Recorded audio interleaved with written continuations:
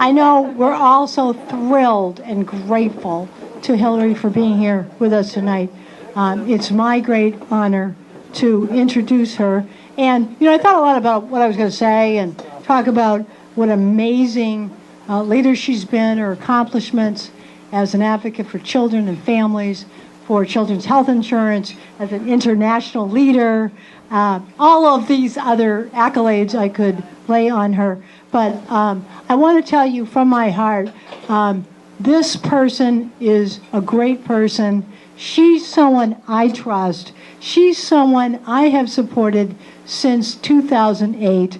And I want to, again, especially thank her for her generosity and her incredible staff who've worked with us on this event, and for being here with us tonight. So, without further ado, Hillary Clinton.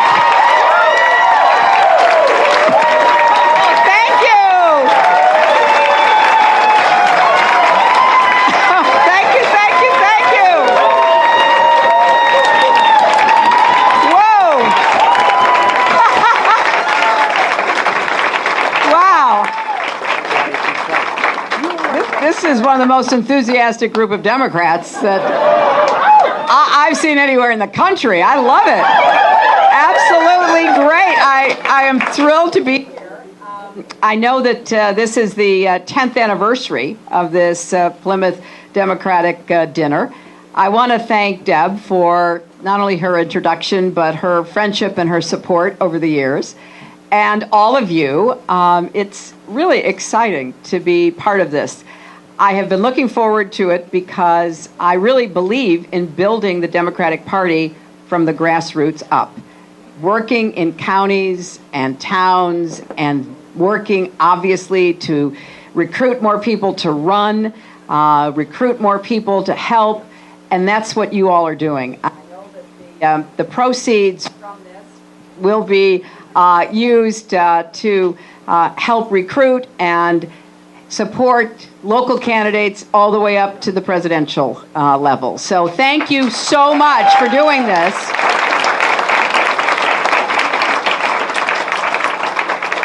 I've had a great day, an absolutely amazing day. I started out with your wonderful governor, Maggie Hassan, and an event at the University of New Hampshire about how to make college more affordable and how to help young people pay down their college student loans. It means a great deal to me that Maggie endorsed me this morning, and that a few weeks ago, your fabulous Senator, Jeanne Shaheen, endorsed me as well. I don't need to tell this crowd that they are two leaders who know how to get things done, who know how to reach across the aisle and try to achieve results with people who may not agree with you on everything, but to keep looking for that common ground.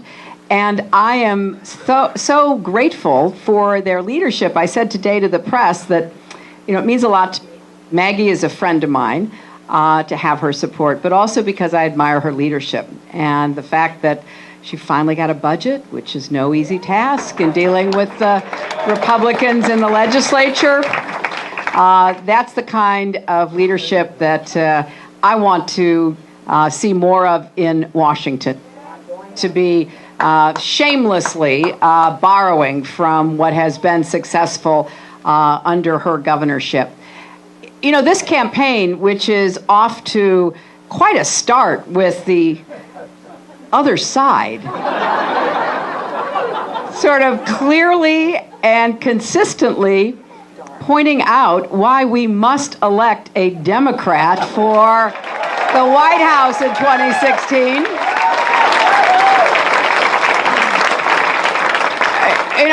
I say this without any personal or partisan bias. But the country and the economy do better when we have a Democrat in the White House, don't you think? And we can go all the way back, 100, 150 years if we want, but let's just go back 35 years. We've had 5 presidents, 3 Republicans and 2 Democrats. I am privileged to have known both of the Democrats who have been our president. And I can tell you this, they each inherited problems from their predecessors. I don't want us to forget that. And I don't want us to just think everybody knows that. We're going to have to explain. So when my husband became president, thanks greatly to the support that he got here in New Hampshire, he found that the debt had exploded, the deficit had increased, all kinds of economic challenges. So he got to work. 8 years later, 23 million new jobs, but most importantly, incomes went up not just at the top, incomes went up in the bottom too.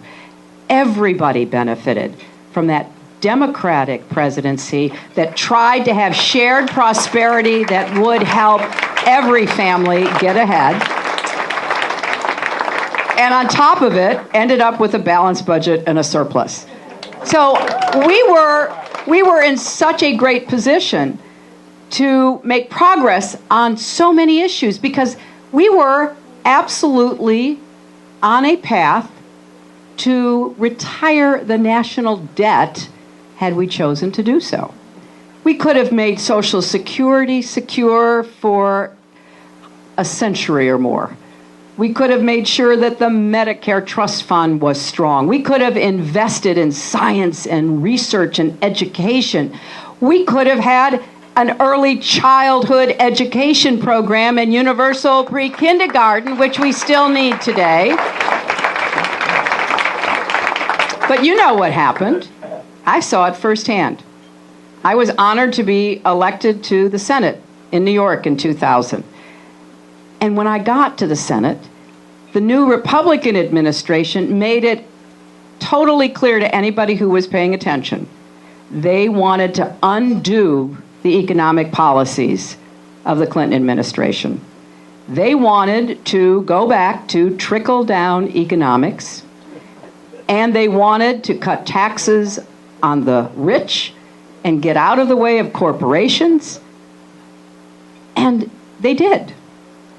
And we know the results, don't we?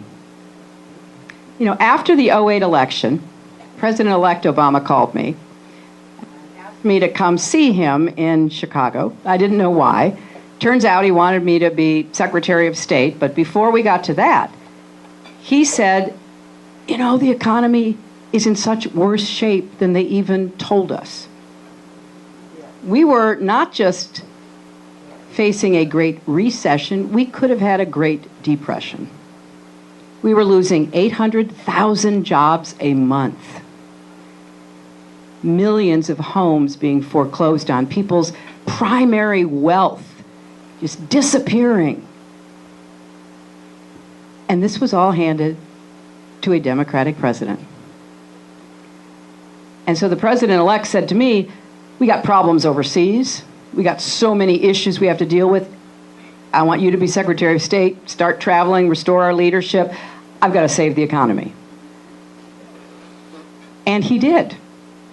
Barack Obama does not get the credit he deserves for helping us avoid a Great Depression.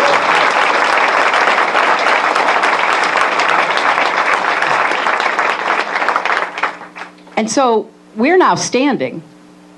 We are in the midst of a recovery. We've regained 12 million jobs, but we're not yet where we need to be. We haven't recovered the jobs or the income or the wealth that was lost. I want to be the president who puts us back on a really firm foundation for shared prosperity, who gets the economy working for everybody again, not just for the rich, the CEOs, the corporations, for everybody. And there are ways we can begin to do that together. Yes, we have to raise the minimum wage. It is too low for a person who works full-time.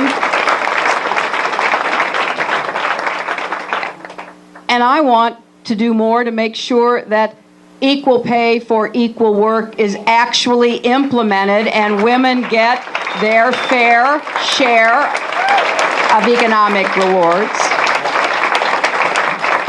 I want to close the carried interest loophole and take away those deductions and those incentives for companies to move jobs overseas. Those days must end, and we can work on that and make that happen. And I also want to see more people who work hard share in the profits of their productivity, like the market basket example right here in New Hampshire. So I'm absolutely convinced that we can get the economy working for everybody if we have a Democrat to follow President Obama, who had to get us out of the ditch and put us on our feet again, and then we will start running together. And what does the other side offer? You know what they offer, back to trickle-down economics. It's not complicated. Cut taxes on the rich. Get out of the way of corporations, let them exploit workers, let them pollute the environment, let them bust unions, let them do whatever they want to do. We can't let that happen.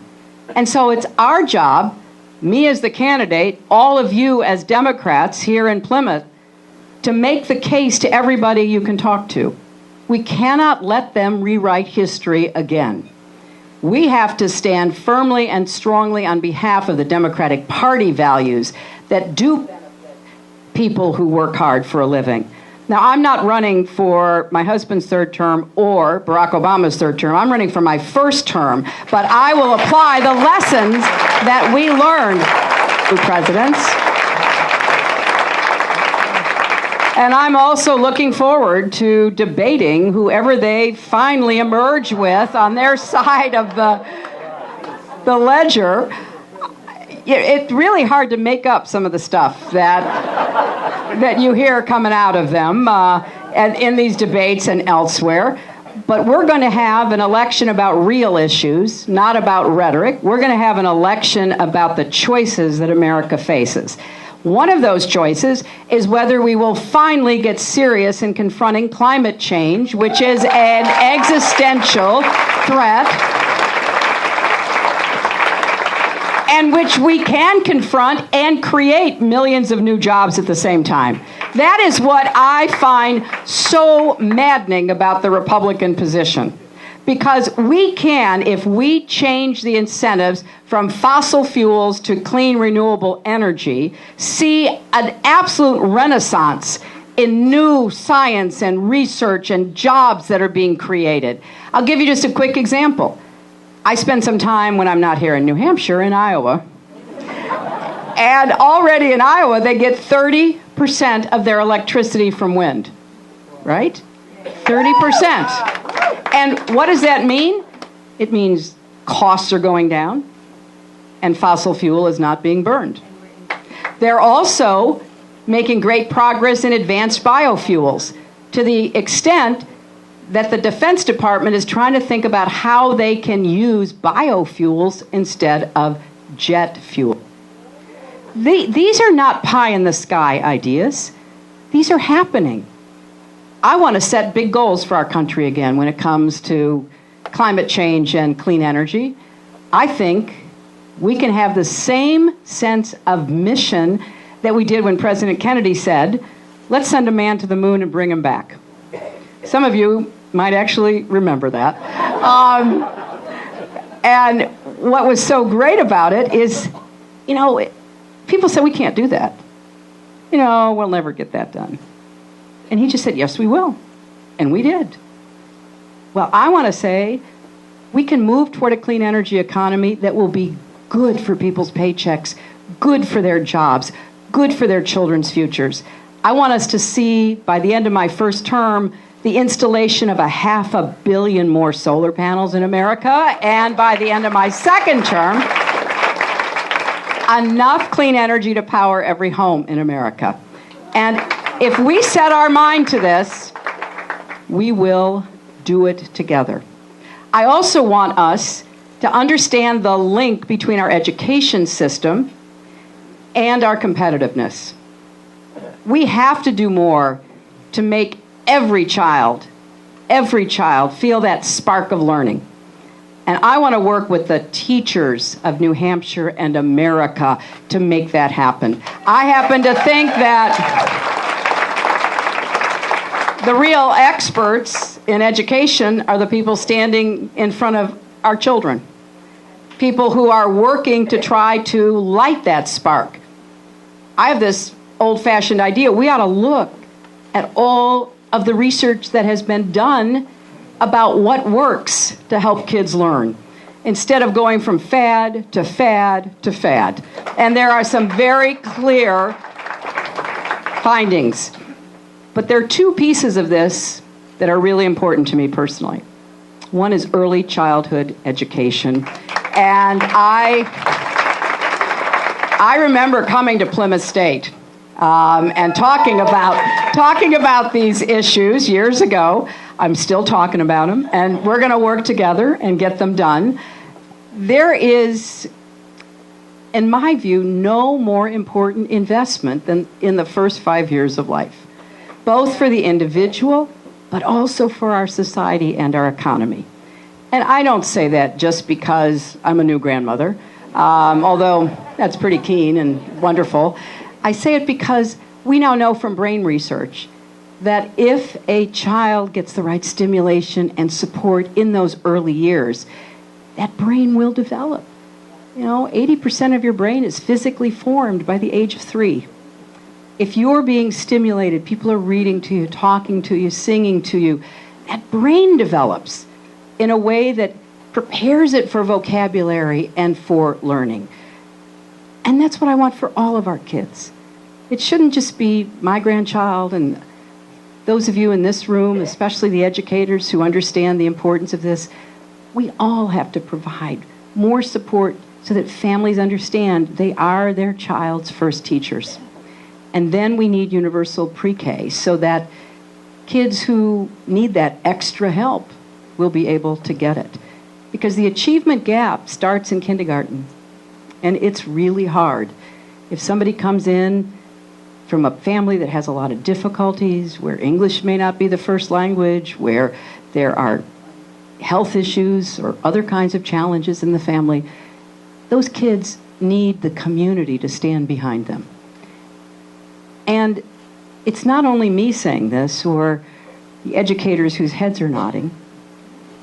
The Nobel Prize-winning economist, Dr. James Heckman at the University of Chicago, has done all the research and has said any country that wants to be competitive in the future should invest in early childhood.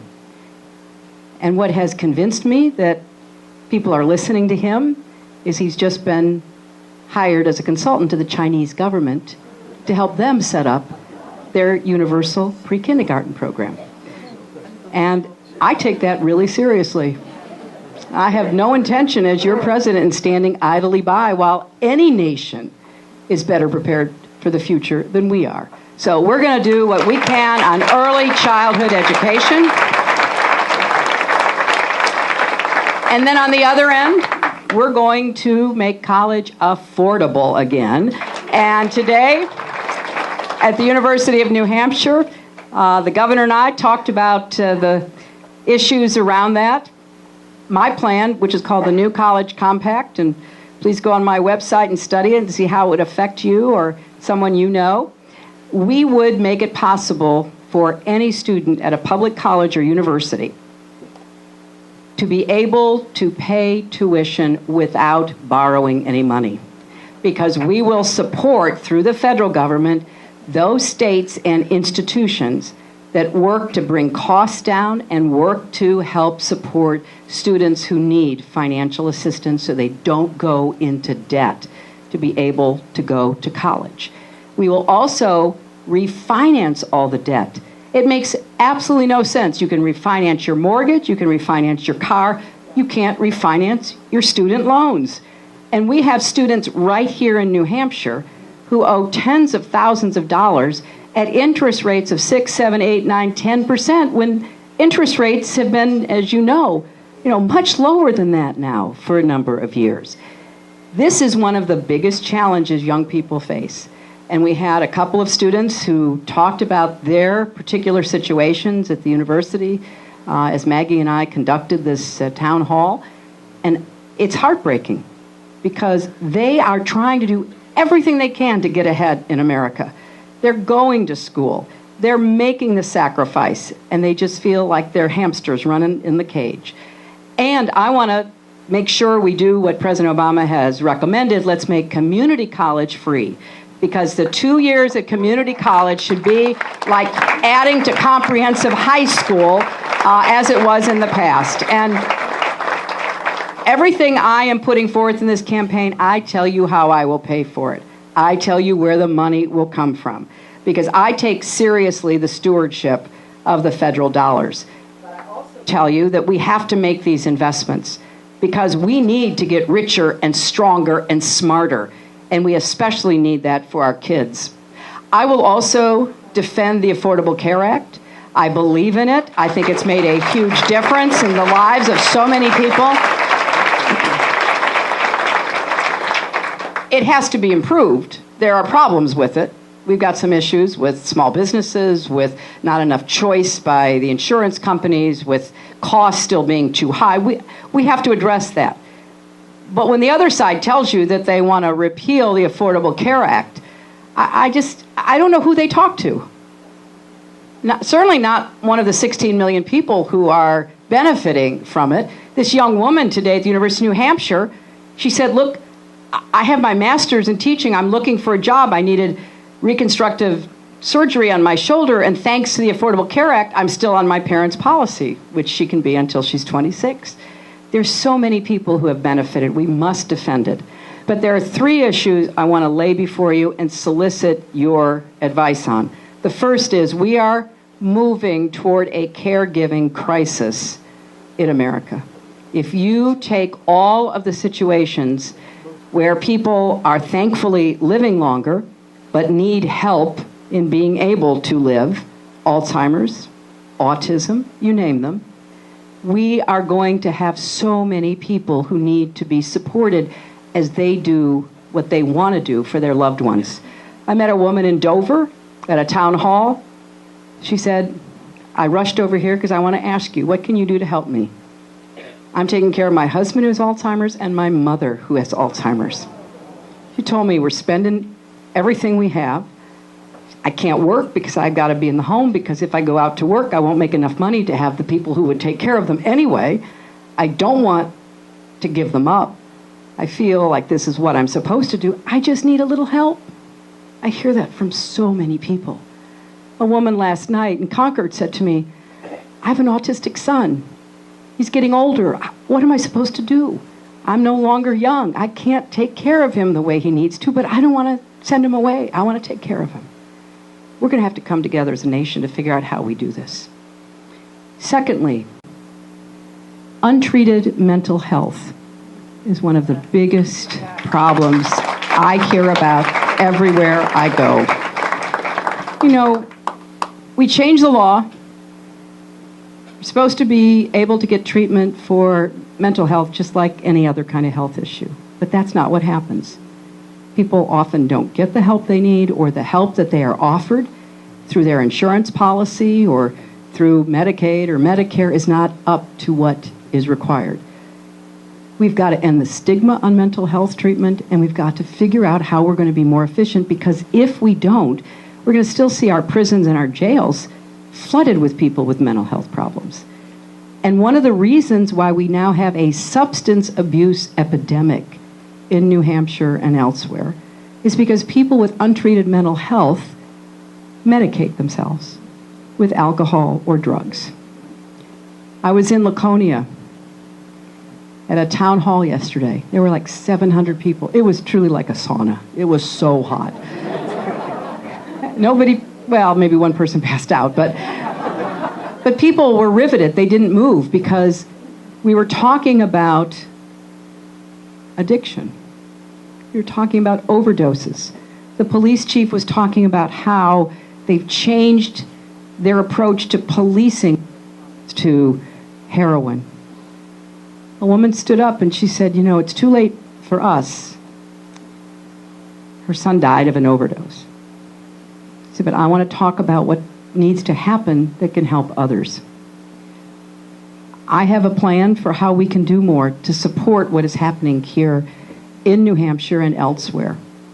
But we cannot ignore it. You know, in 2013, we had more deaths by overdoses than car accidents. This is not just some small problem that only affects a few people. We don't have enough treatment, enough prevention, and we don't have enough police that are doing the really pioneering work that you see in Laconia. We've got to work together on this. And one issue is we've got to supply police with the antidotes to heroin, like Narcan and Naxalone, so that they can save lives. Carrying it around, like if somebody has an allergy attack and you give them a shot of, adrenaline, well, we've got to have this available until we figure out how to break this epidemic. There's a lot that I think about as a presidential campaign that is not always in the headlines. It's not always the big issues that get all the attention, but they are the concerns that people raise with me when they take me aside and talk to me about what's going on in their lives. Today, Maggie and I were taking pictures before we went out to do the town hall. And a woman standing in line, a leader in the community, we took the picture, and then she turned and she said to both of us, "Please do something about heroin. We just lost my son." Everywhere I go. Now, in addition to trying to see how we can work together to solve these problems, I will defend human rights and civil rights in our country, starting with defending a woman's right to choose and defending Planned Parenthood.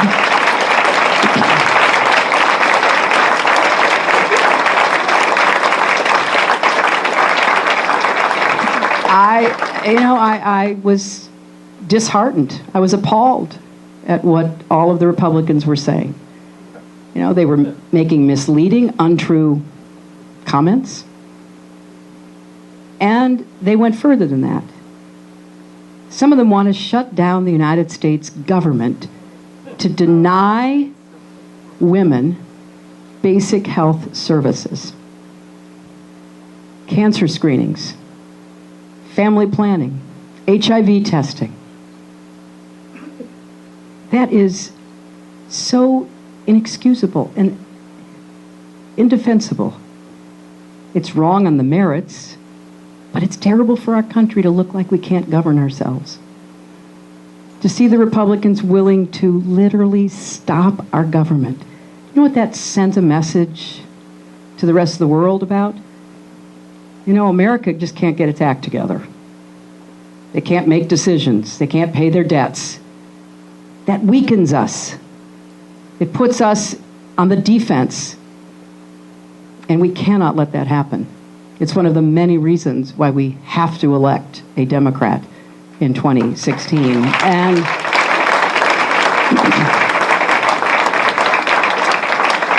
I will also defend marriage equality and stand against discrimination against the LGBT community. I will defend voting rights and stop the efforts in many parts of our country to take away that most basic constitutional right.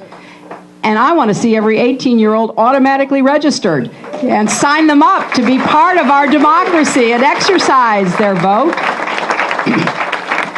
I will fight against the pernicious, corrupting effects of Citizens United and the dark, unaccountable money that it has let loose in our political system. I feel so strongly about this that obviously I will appoint Supreme Court justices who care more about a person's right to vote than a corporation's right to buy an election.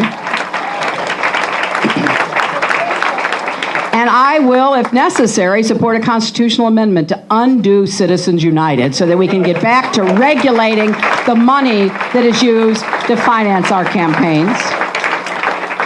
I will continue to fight for comprehensive immigration reform, for policing reform, to move away from the era of incarceration, to make it possible for us to try to bring our country together again. And when it comes to the work we need to do around the world, I believe in diplomacy. I spent 4 years as your chief diplomat. I know it is the most important and tool. I did get kind of amused the other day when some of the Republican candidates were saying, "Well, I don't know. What has she ever done?" So I'm going to send them all a copy of my book. And I'm going to tell them maybe to read the chapters about how I put together the coalition to impose sanctions on Iran, or maybe how I negotiated a ceasefire between Israel and Hamas, or maybe how I got a blind dissident out of China when China didn't want to let him go. I mean, just to give them some information that maybe they will find educational and informative. But for me, this is serious business. We have a lot of opportunities in the world, and we have a lot of challenges. And we need to be smart about how we bring the world to us as we meet those challenges. And there's no substitute for the hard, daily grind of diplomacy. It's not glamorous. It doesn't show up in the headlines. But there is no alternative. In the United States, we must lead by our values and do everything we can to keep peace and prosperity and security. And I pledge to you I will do just that as your president.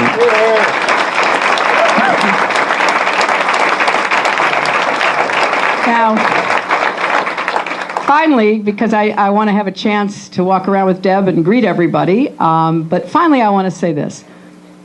People run for president for many different motives. That's kind of baked into the recipe about who wants to run for president and what that person believes can be accomplished. And I respect that. There's no one path to running for president or serving as president. But I want to tell you what motivates me. What motivates me is that I had the great good fortune of having parents who instilled in me the ethic of service and made it clear to me that a lot was expected from those of us who had the opportunity to give back. I'm the granddaughter of a factory worker.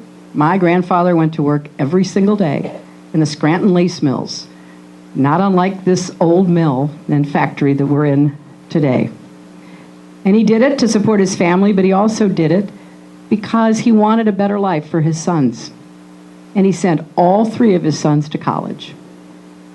He was an immigrant, and he lived the American dream.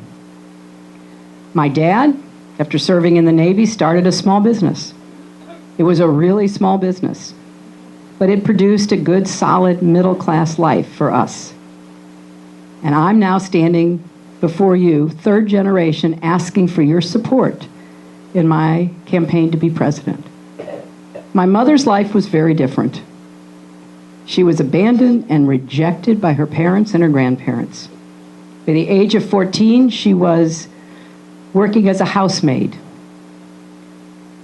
And I didn't know any of that about her when I was just a little girl. I just knew she was my mom. But as I got older and learned more of her story, I was so amazed. And I would ask her, how did you survive? How did you avoid becoming broken and bitter? And she said, along the way, people showed kindness to me. The first grade teacher who saw I didn't have enough to eat, who brought extra food. The woman whose house she cleaned, saying, I know you want to go to high school. If you can get your work done early in the morning, you can go to high school. So my mother did. She would run to high school, and then she would run back and finish the work she had to do. So for me, it's that combination of what our nation stands for, the opportunities that are provided. In the case of my father's family, the hard work paying off, the education being there to be taken advantage of, the free market, the business opportunities that my dad worked hard to take advantage of himself. And then for my mom, it was the kindness of people. As your president, I can't mandate kindness. But I'm going to talk a lot about it because I believe that we are better when we support each other, when we care about each other, when we respect each other. I can't stand this mean-spirited, hateful rhetoric that we're hearing too much of today, that demeans people, that separates us versus them, that points fingers at people for being different, or who their parents are, or their religion, or where they're from. So I will work hard to do everything I tell you I intend to do as your president, on climate change and energy and the economy and education, healthcare, all of it. But I will also constantly be asking all of us to remember people like my mom, who made it through life because others made her feel like she mattered. And there are a lot of kids, and there are a lot of people in New Hampshire and America today who don't feel like they do. So we have our work cut out for us, but it's important work. It's work that can lift us up and move us forward together. And I also believe with all my heart that as much as I love and adore my granddaughter, I don't want her to be one of the few in America that can still achieve her dreams. You shouldn't have to be the granddaughter of a former president to be able to climb that ladder of opportunity. You should be able to be the granddaughter of a factory worker or the grandson of a truck driver or anybody else in America. So we're going to build that country together, and we're going to make it possible for us to believe that our best days are still ahead of us. And we're also going to make sure that every father can say to his daughter, you can be anything you want to be, including President of the United States. Thank you all.